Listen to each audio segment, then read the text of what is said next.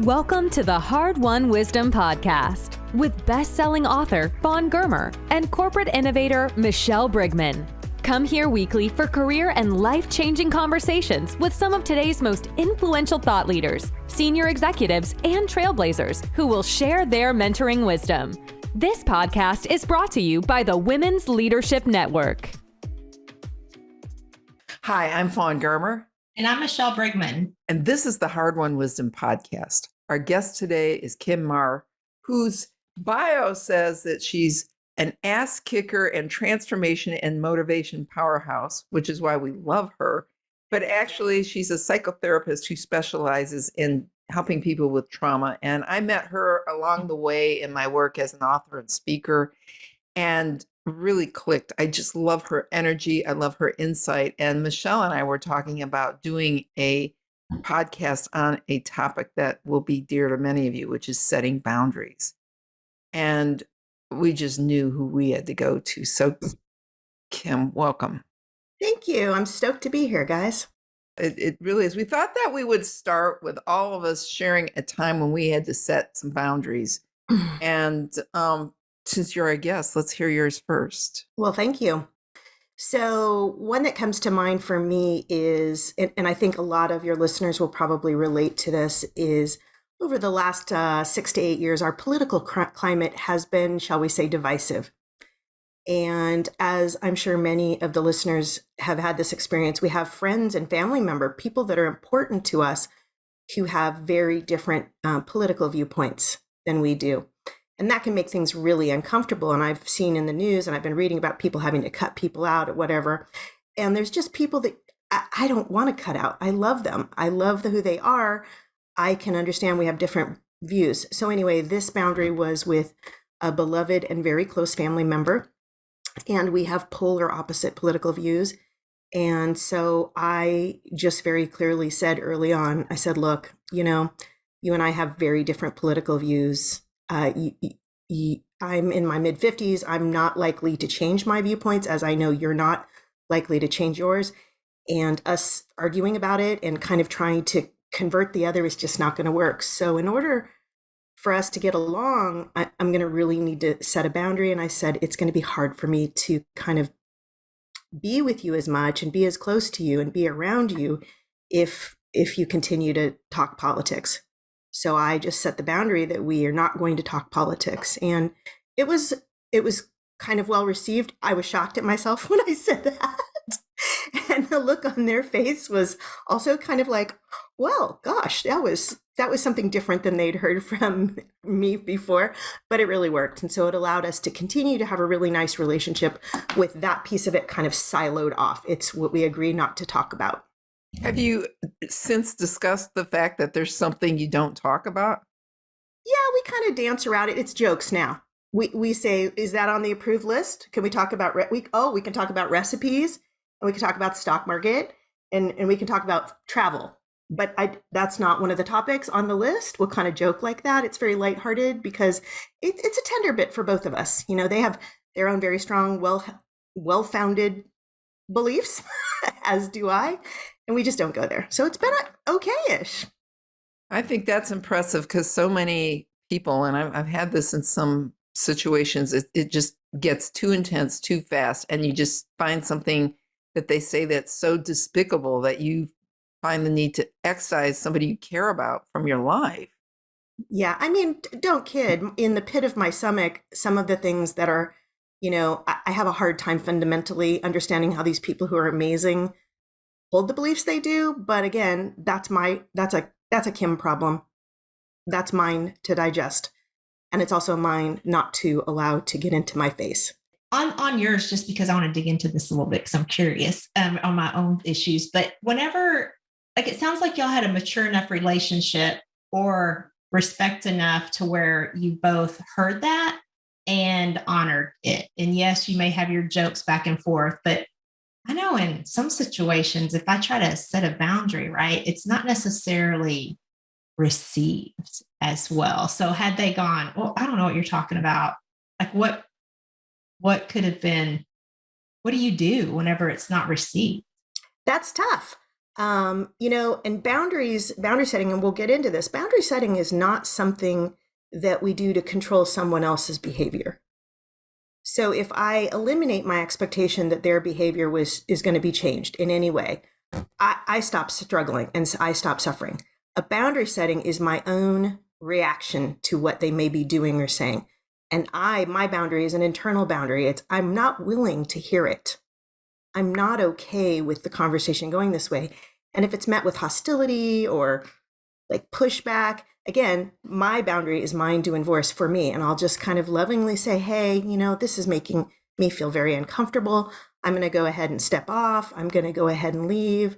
Let's circle back and catch up at another time. So I literally have to just remove myself. It's unfortunate and it hurts when it's people you care about.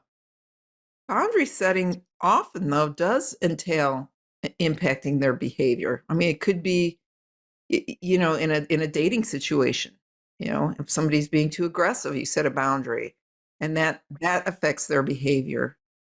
I know that there are many times when you have to say, I'm not putting up with that anymore.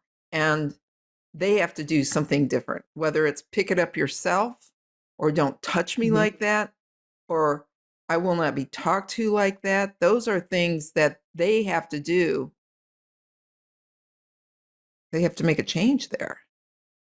And kind of the thing is again, how much control do we have over other people's thoughts or behaviors? Well, I sometimes we have great. It depends how much they respect us and want us in their lives.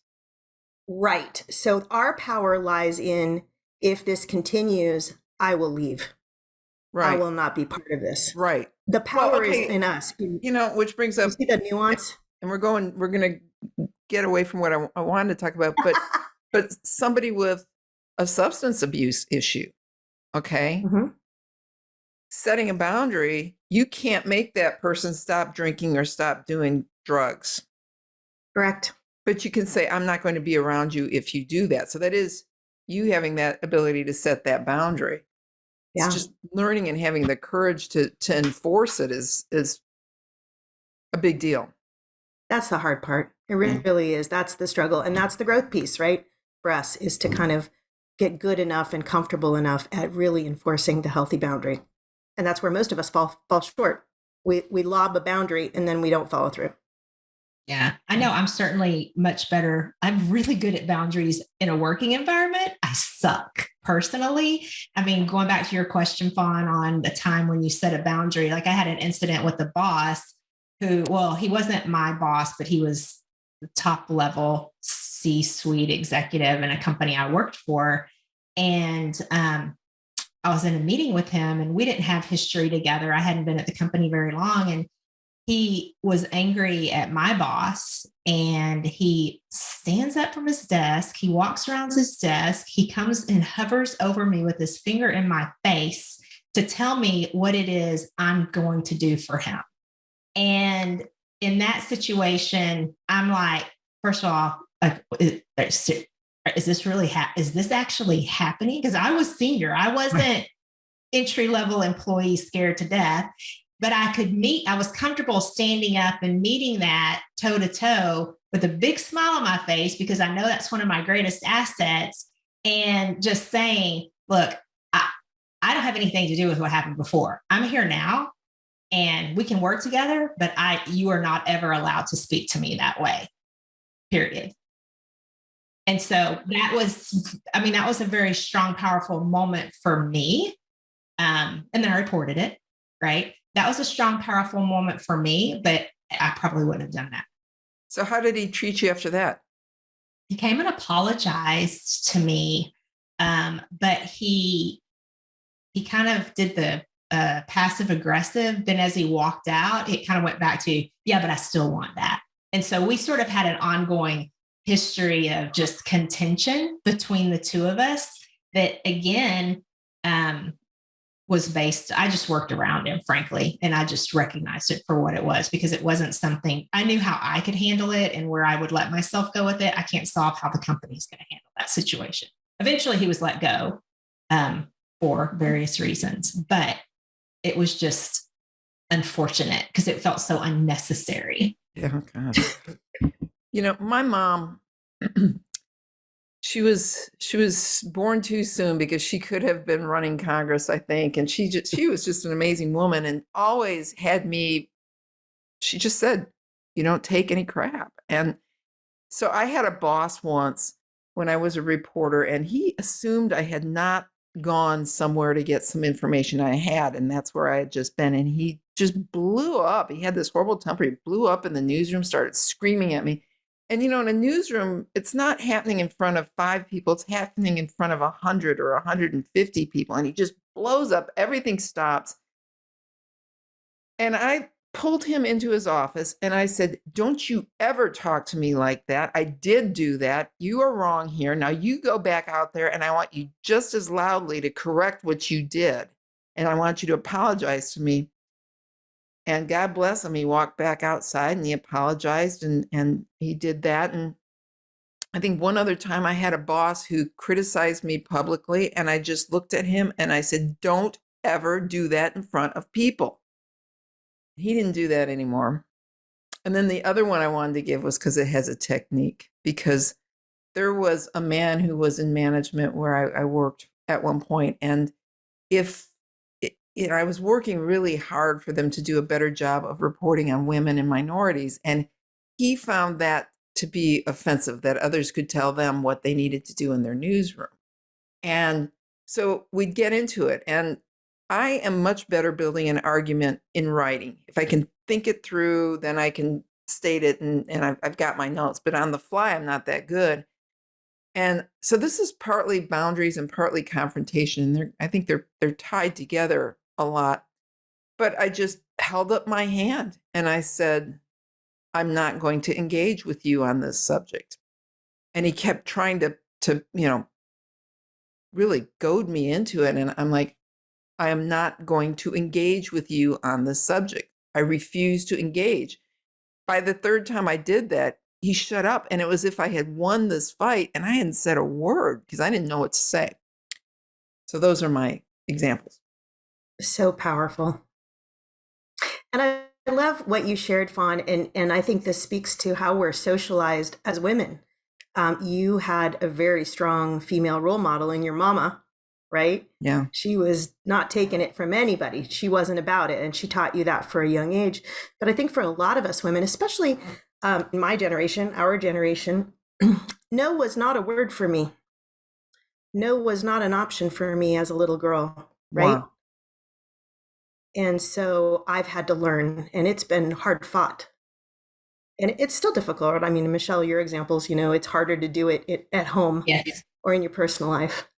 Well, I mean, and I think, like going back to Fawn sharing how she was raised, I know, and we were kind of talking about this earlier, if you disagreed, it meant you better gear up because you're about to have a fight on your hands. It was not a respected conversation. Let's hear each other's perspective and honor that. Absolutely not. It was, it could get ugly. So, okay. So boundaries means I've got to just do what somebody else wants me to do because otherwise I'm going to be under attack and playing defense. And I'm not going to win because I am younger. I don't have decision right. Like I'm just going to have to do what somebody says. And then unfortunately, no one gives you the card when I turned, an adult that said, okay, now you can actually make decisions for yourself. I just still leaned on somebody else to do it for me. And I would enter into relationships, right, that just perpetuated this.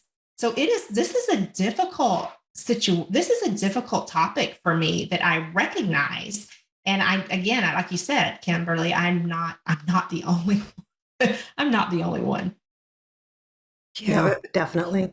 It's something you learn. I think when we set boundaries and then do it and then do it again and then do it again, it gets much easier because it's in the beginning when you have been kind of a marshmallow that it's uncomfortable. And sometimes you just have to have quick conversations and blurt out what you need and what you expect. But then on the flip side, and I was thinking about this, is the fact that I'm really good at setting boundaries one of the reasons that at this age I'm not in a long-term relationship. It's like, yeah, I'm not going to do that. Bye. I don't That's know. a really interesting thought. Yeah. And I'm told, I'm nimble. See, I can figure it out and navigate through, but it's at the sacrifice of a boundary. And I think that, for our generations, I never throw shade on the parents for failing to teach us what they themselves didn't know, right? They were socialized differently and they did better. But what I'm really excited about is I'm seeing, the younger generations, as parents, we're doing a better job, right? We're creating environment for our children where we're teaching them it's okay to say no, even at very young ages. With important boundaries, we usually start with like physical autonomy, physical boundaries. It's not okay for people to touch you. It's okay for you to say no. And it's really, I feel hopeful that in many families, parents are showing their children it's okay to say no, even to them. And the parents don't lose their minds, right? They respond to that appropriately. Okay, staying connected. If it's a no, the child just can't say, like the child says, I'm going to run in the street. The parent can be loving and not screaming and just say, no, that's not safe, right? No, we can't do that. I understand that you'd like to, but we can't. So that's what I'm seeing shifting in the younger, the more current generations is we're socializing, especially young girls. We're teaching them it's okay to say no. And I'm a big fan of all of that and the consent culture and all of that. It's very important, very powerful. It's a good shift. I know my 14-year-old daughter, she amazes me sometimes in what I observe. I mean, just over the weekend, it was funny. She's on her phone and she starts she gets this like look like, yeah, right on her face. And I'm like, what's going on? And she said, oh, this boy that she's friends with, she goes, yeah, he just asked me if I would send some pre-scripted message to his ex-girlfriend that says that my daughter and this boy were now dating. And she's like, to make her jealous. And I said, oh, really? And she goes, yeah, no. And she's real good at doing that. And I said, and it was funny as I was driving her to school today, and I'm like, okay, I'm meeting with Kimberly. We're talking about boundaries. What are things that you think are important or you struggle with? And she goes, hey, Mom, I'm pretty good at saying no. And it was just hysterical. And I said, well, yeah, I know. And sometimes you say it to me, and then that puts us into this really awkward moment. So maybe I'm going to talk about mom and daughter relationship whenever they're teens and they're trying to find when you want me to drive you all around town to 1,000 different places to keep up with your social schedule. And I really want to say no, but I want to honor. Hey, what do you do when you're getting good at setting boundaries and the other person's really good at them and the boundaries conflict? Yes. We all level up, kids. We all level up. We were talking last week about something, and this little off the side, but I know it's going to be really important with people who listen, is how to set a boundary when you are being dumped on at work, when the work is piling up. This is happening more and more too with people leaving. Yes, this is a big deal. This is, yes, I see this happen. And in a current workforce situation, like you just said, Michelle, it's growing. People are getting more and more workload dumped on them because their colleagues are leaving or not there. So it's all just dumping on your desk. So how do you set a boundary at work when your workload is just getting bigger and bigger and bigger with no compensation or, accommodations being made to support you? And I was listening to someone recently talk about this, and they said something along these lines of, to the manager that was putting more work on their table, I would definitely be happy to look at this, but can you and I please sit down and spend some meaningful time looking at all of the tasks I currently have on my plate so that you can help me decide which are the priorities. I love that. So it kind of flips it back on management or whoever the person is that's giving more and more and more work. But, the propensity is for many of us is just to swallow it. And that's kind of a fear response, right? Like, I'm afraid I'll lose my job if I say something, if I assert a healthy boundary. But I think we have to learn to do this. And early on in my career, I learned that the better you are at what you do, the more they give you to do. And, one time I did a series and I didn't have much time to get it done. And I don't know, I wrote like 15 major articles in a week. And the next week, my boss said, now that I know what you can do, I'm expecting you to do that regularly. And I'm thinking, are you kidding me? I didn't sleep. I don't, you can't be Hercules every day of the week. And so so that you're not having that conversation you just described every week, how do you stay on top of it from the beginning to say, let's keep this manageable so I don't lose my mind here? Right. Well, I'm a firm believer in what you allow, you teach. So the behavior we allow, we permit other people to have towards us. When we allow that behavior, if it's unacceptable, we teach them kind of unconsciously that it's okay to do that. We reinforce that notion.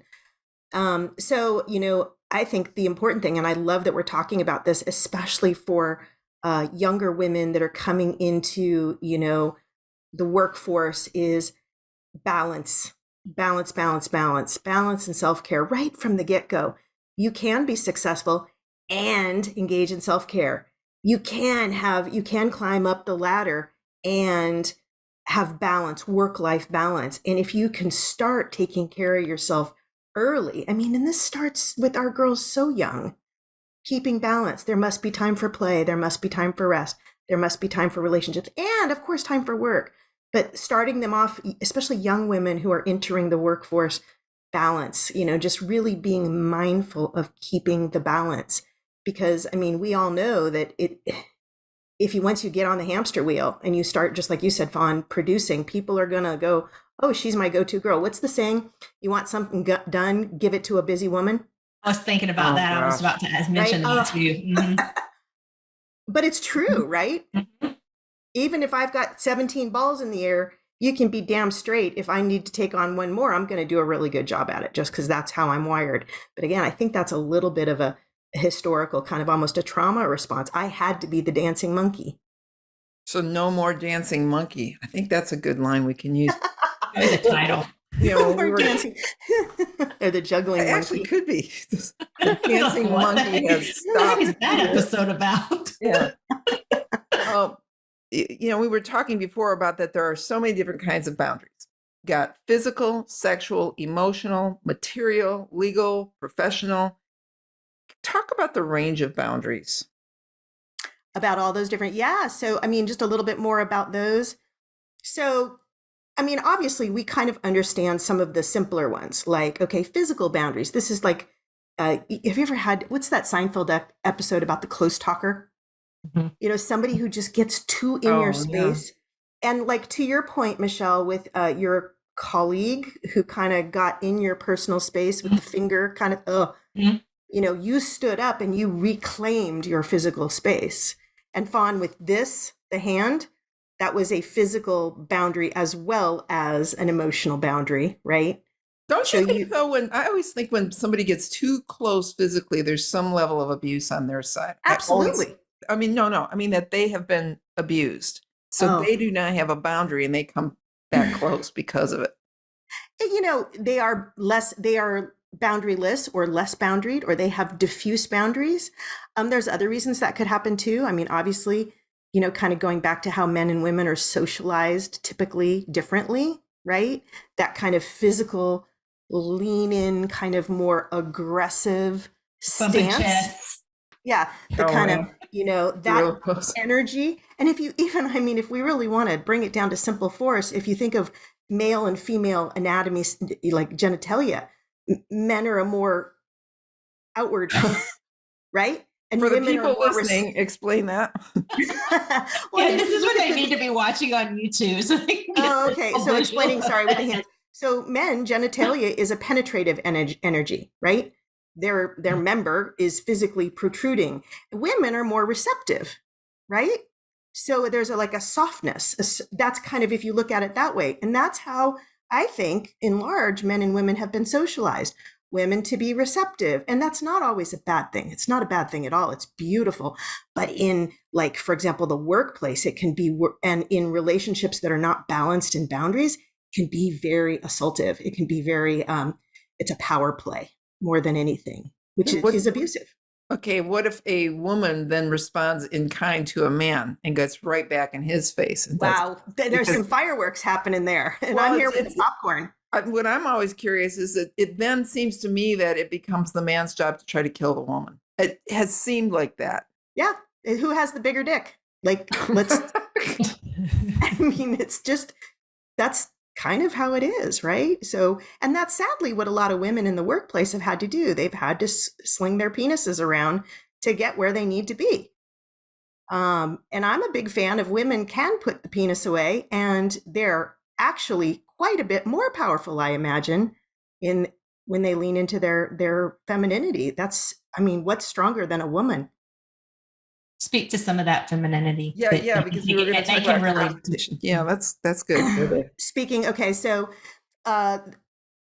women, what are some of our kind of gender, if you will, and this is very stereotypical, but we're very good at connection. We're excellent at that.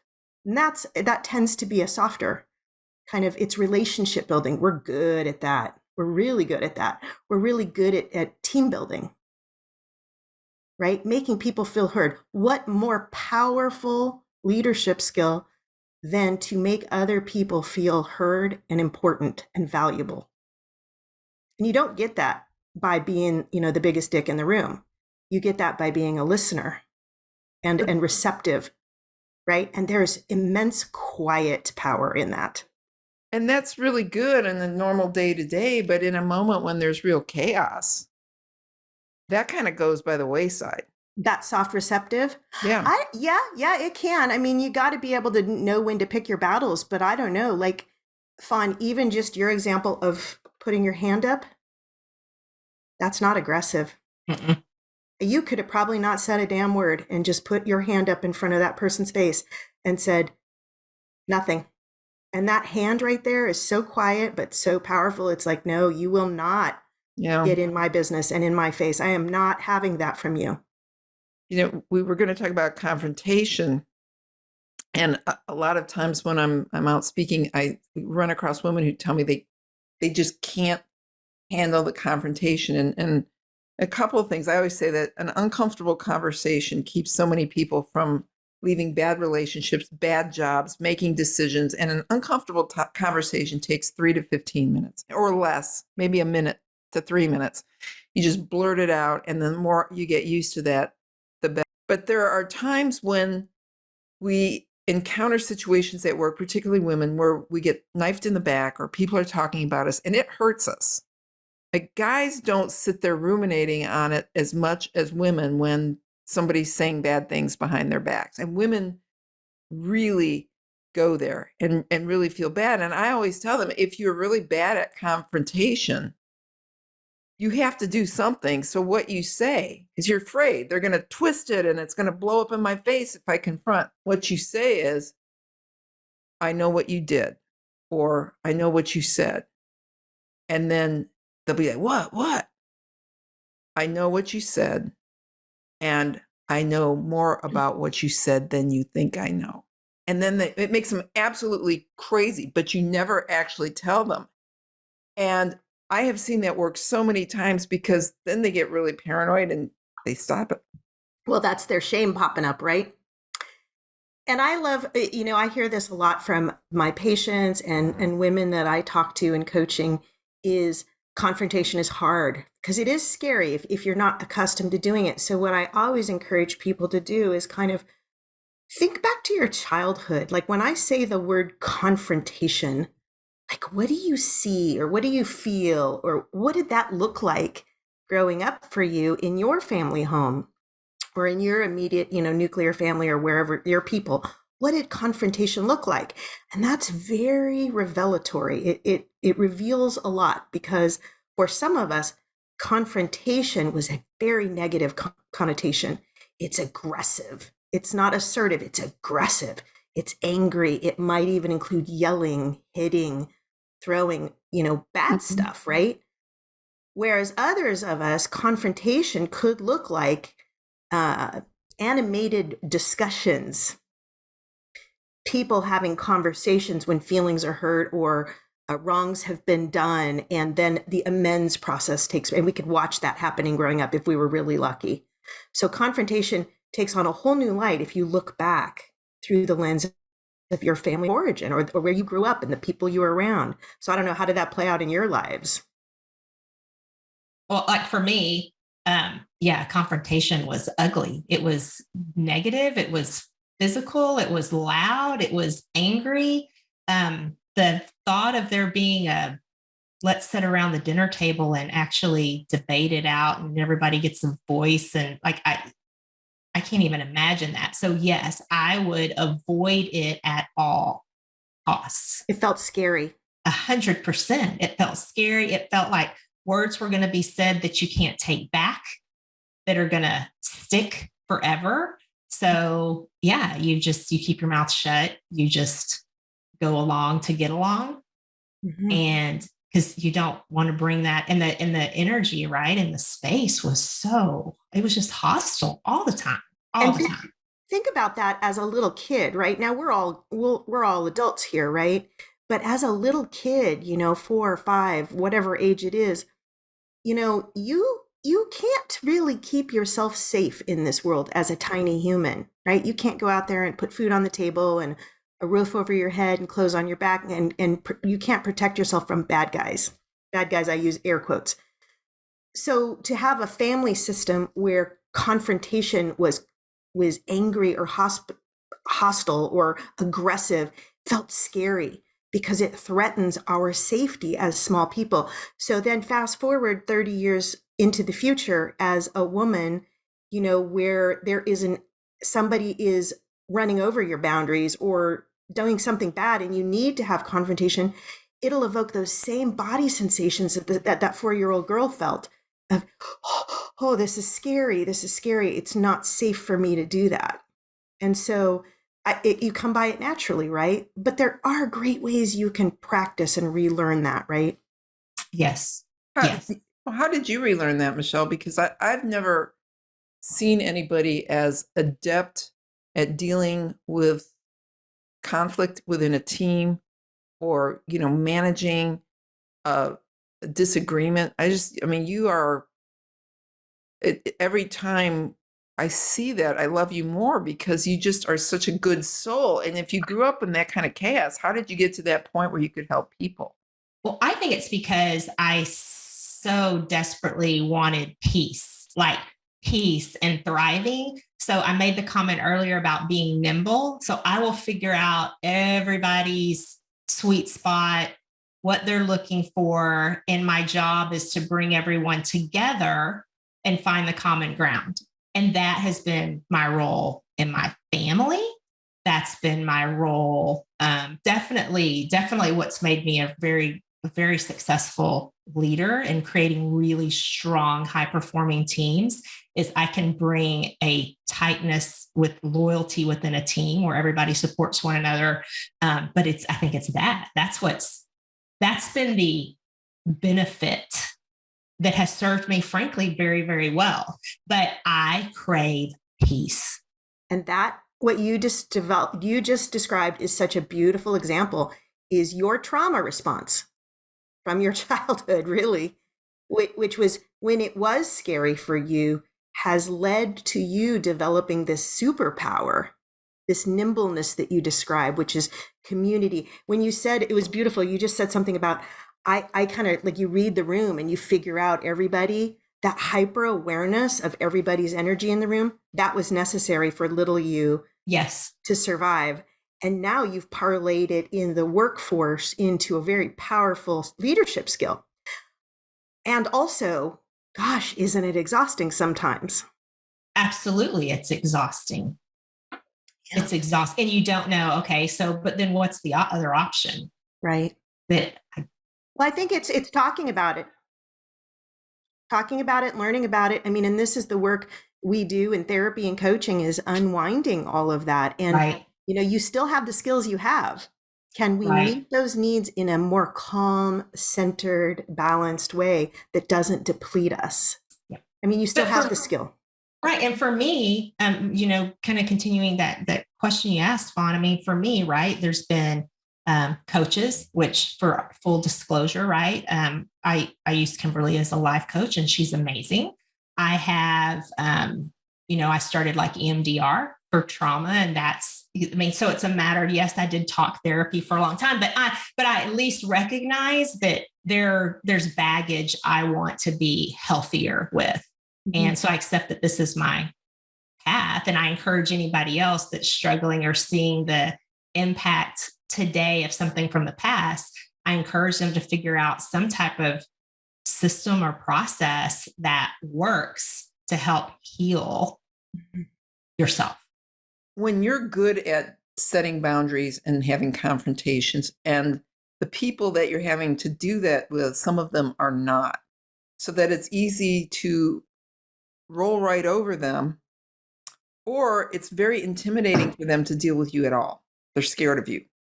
I think there's a little finesse, there's a little nimbleness involved in that.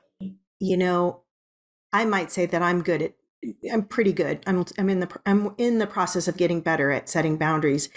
And yes, for people who are unfamiliar with receiving boundary settings or setting them themselves, people who have diffuse boundaries, it can be very uncomfortable and intimidating. But there's a way to, again, I tap into that feminine kind of softness, all of the skill sets that I have as being a female. And I can be very soft. I can talk in a calm voice like this and set a very quiet boundary with you. It's not aggressive. It's not this, right? It's a calm, and it's like, hey, man, I love working with you, and I think we do really well as a team. However, if you choose to continue to do XYZ, that's going to make it really difficult for this team to really thrive and for me to continue to want to work with you. So what can we do together to kind of work on that problem? Right? So it kind of can finesse it a little bit, Yeah. but it takes a lot of practice. And if you have other people around you, colleagues or other mentors, other female mentors, things that you can lean into and kind of role play that crap, or a therapist or a coach, it's so powerful just to kind of practice in advance, practice on your safe people. And then it becomes less scary. And it can be very team building. What did you teach your daughters about setting boundaries and making confrontation as they're coming up so they'd be strong? Oh my gosh. I think a lot of it is lived experience, watching their mom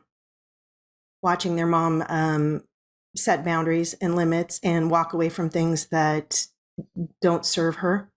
I think it was a lot of lived experience. Encourage them talking from a very young age about important boundaries, like physical boundaries, emotional boundaries, sexual boundaries. That's another really important one that we work on with our kiddos. Time boundaries is one that people don't think of. But like, your time is valuable. Are these the people that you want to spend it doing? Or do you want to spend 3 hours a day on TikTok or whatever? Time boundaries. So it's just an ongoing dialogue, and it's lived experience. It's walking the talk, really, at the very most simple. And they're great, man. They slay me. And I hate it at times. Like you said, Michelle, it's like and mine are young adults, but when you get pushback and your adult daughters are like standing up and doing the hand to the face, emotionally, it's like, oh, well, okay. Well, Okay. it's like, when I think about it, when I grew to be an adult, as I was getting there, that was hard with my mom, because Yeah. there was a lot of pushing back and forth to see who was boss there. And And if you think about it developmentally, like it's about 3, right? Age 3, developmentally, that toddlers start to individuate. They start to push hard, especially against the mother, it seems, especially girl babies, it seems like, because they need to like push super hard against you to become their own person. And then it happens again when they're teenagers and teenagers. When they're 13, 14, 15, 16, again, that's another growth spurt where they have to create boundaries between you and them. And I had a woman, when my babies were young, they weren't babies, they were toddlers. And she said to me, smartest words I ever got. She said, raising strong daughters is the most terrifying and difficult and rewarding thing you will ever do. Because the more solidly attached they are to you when you've done a good job in the attachment department, the harder they have to push against you to individuate, which is their job at 3 and 13. We should have had that to share with my mom at that time. And then the worst was, I mean, we would fight, and I would know what was right, and I was going to do it my way. And then in the end, I found out that every single time she was right.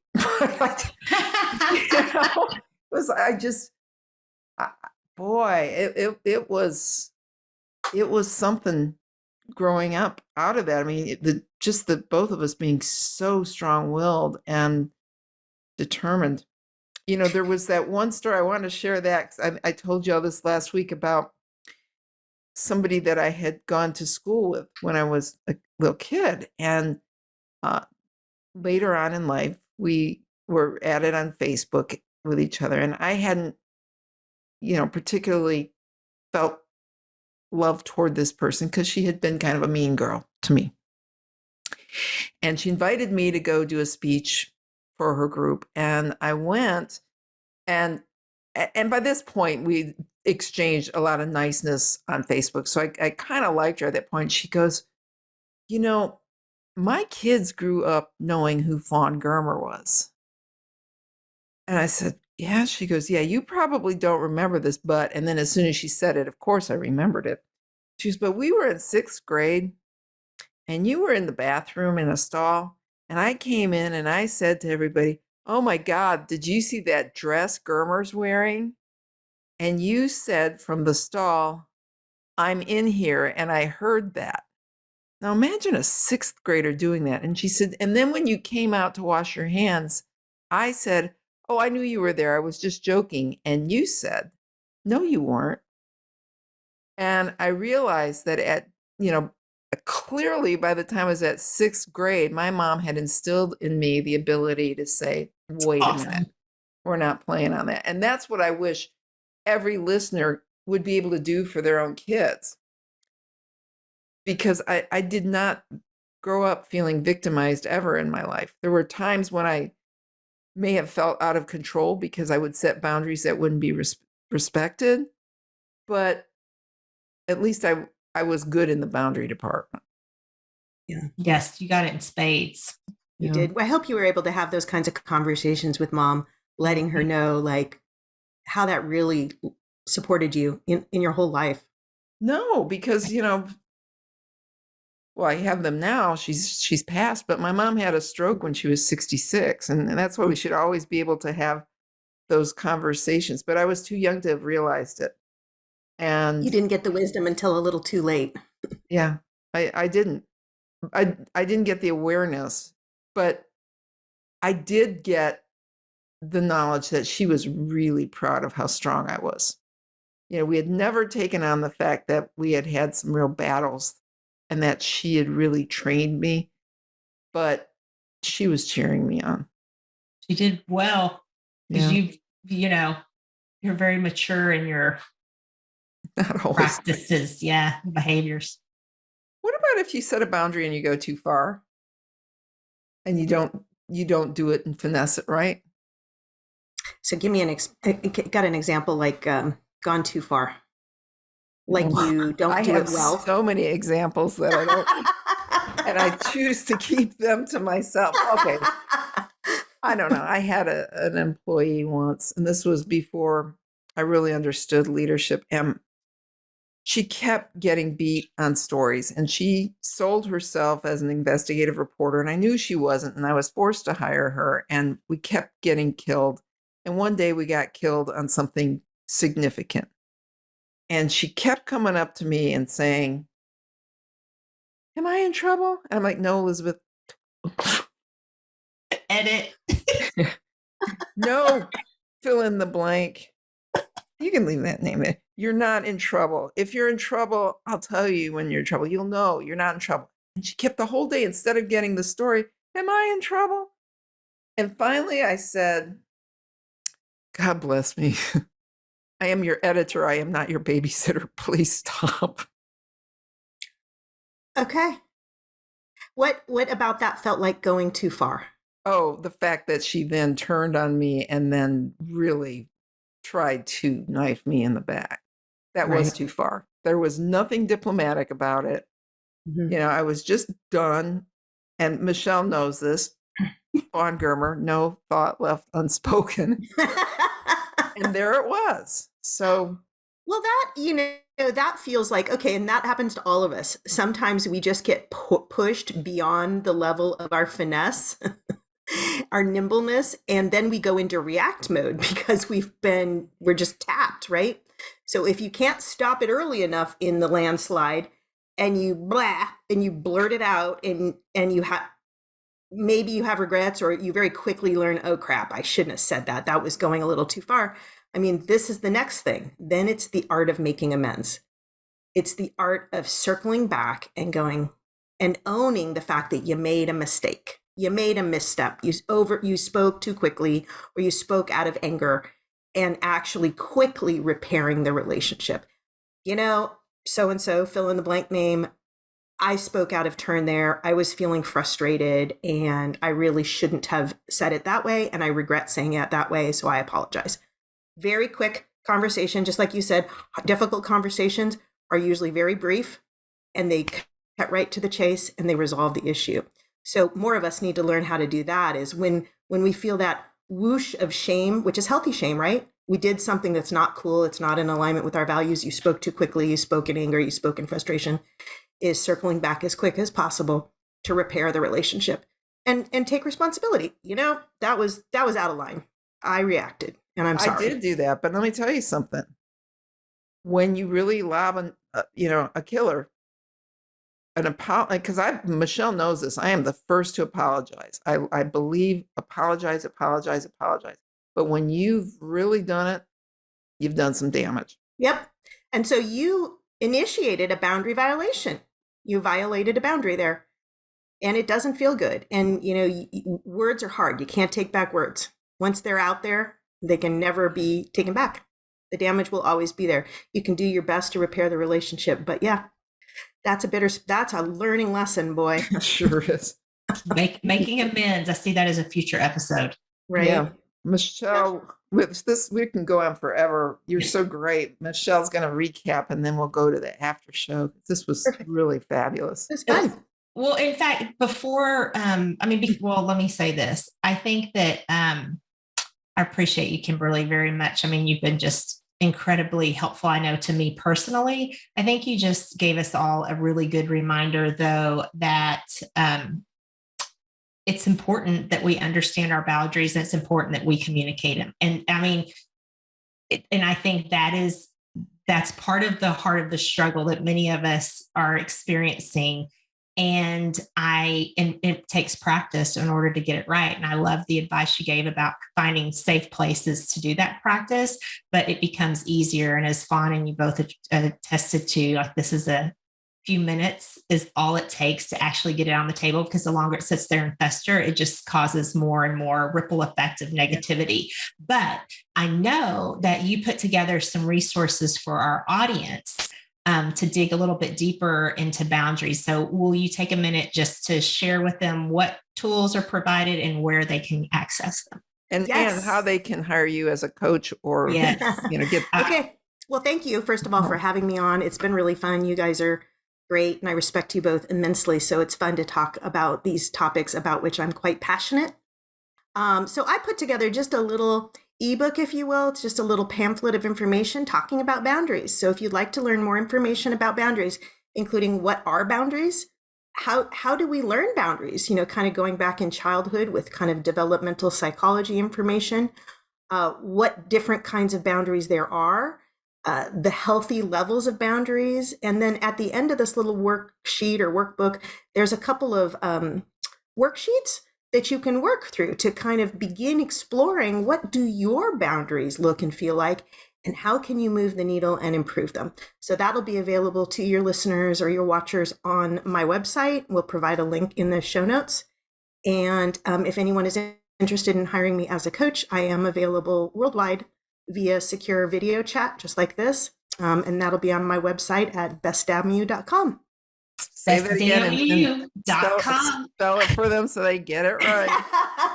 It's bestdamn, DAMN, just like it sounds, you.com, bestdammyou.com. And yes, I got a lot of kickback on that name choice. That's but your website. The people that vibe with it. I vibe with it. I vibe with it. Good stuff. Thank you so much for this today. You were fabulous. That was really helpful, and I enjoyed it. We really want to get you back on here again. So thanks so much, Kimberly. You're so welcome. Thank you so much.